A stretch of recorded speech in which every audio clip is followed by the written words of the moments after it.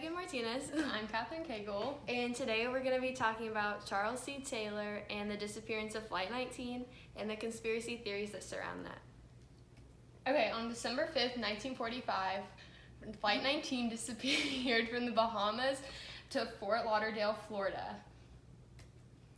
Okay, so a little bit about Charles C. Taylor. He was known for his carelessness. Before the crash of Flight 19, he had actually crashed 2 planes overseas before this event took place, and he had to be rescued and taken back to shore. And also, there were rumors surrounding Flight 19 the night before they were supposed to fly. Apparently, he was drinking a lot, and he woke up the next morning really sick, and he even asked if there was someone who could fly for him because he didn't feel good and he wasn't ready to fly. But unfortunately, there was no one there to take over, so he had to go along with the flight. And he was also described to be a loner or a lost soul. He was a really attractive man, so there were a lot of women attracted to him, and a lot of people said that he could have been with any woman he wanted to be. And at one point, he was even dating a famous actress at the time named Jinx Falkenberg. But he was a closed book. He really didn't share his life with anybody. One of the people he worked with said that he just wandered through life. And the only reason that he stayed in the Navy after the war ended was because he didn't know what else to do with his life.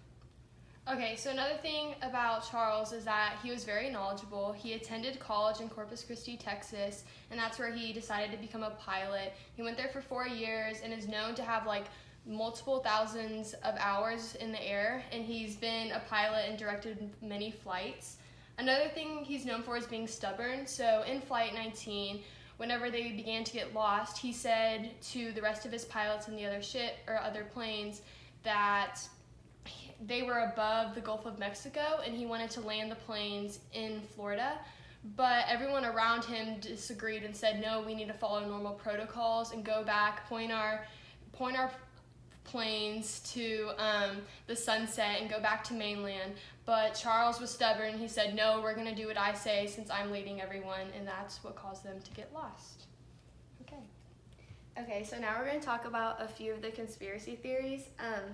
One conspiracy theory is that the area of the Bermuda Triangle and from the Bahamas to Florida is just an area of really bad weather. There's a lot of hurricanes and cyclones that take place in this area, and a lot of times bad weather will just suddenly occur without any warning.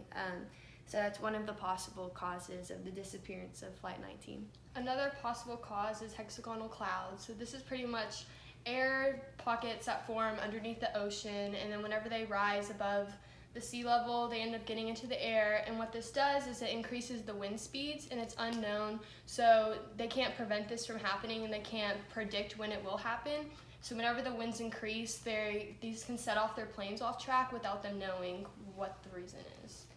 Another conspiracy theory is the possibility of methane hydrates. It is known that there's large deposits of methane under the seafloor, and when these hydrates burst, the atmosphere gets filled with methane, and when there's too much methane in the atmosphere, it can cause a lot of turbulence, and it has caused planes to crash before. So some people believe that this just suddenly happened and they weren't able to control the planes and that they crashed. Another conspiracy theory is electronic fog, and pretty much this fog is known to enter into ships or planes whenever you fly above the Bermuda Triangle, and what it does is pretty much messes up all the electronics. It messes up whenever you're trying to talk to anyone on the mainland, or compasses tend to misread things, and this happened to happen in Flight 19 because Charles reported that his compasses were messed up, but this again still can't be the reason for why they got lost because they had the sunset to follow, knowing which way was correct. And another conspiracy theory is that this is just an area of paranormal activity. Some people believe that the lost city of Atlantis stood somewhere between the Bahamas and Florida, and the lost city of Atlantis was really advanced for its time. They had a lot of technology that the rest of the world didn't have, but unfortunately the city was hit by a major flood, and the whole city was submerged underwater. So some people believe that the technology that went down with the city is causing problems with ships and planes that go over this area, and that it's causing signals between the aircrafts and the bases to be disrupted.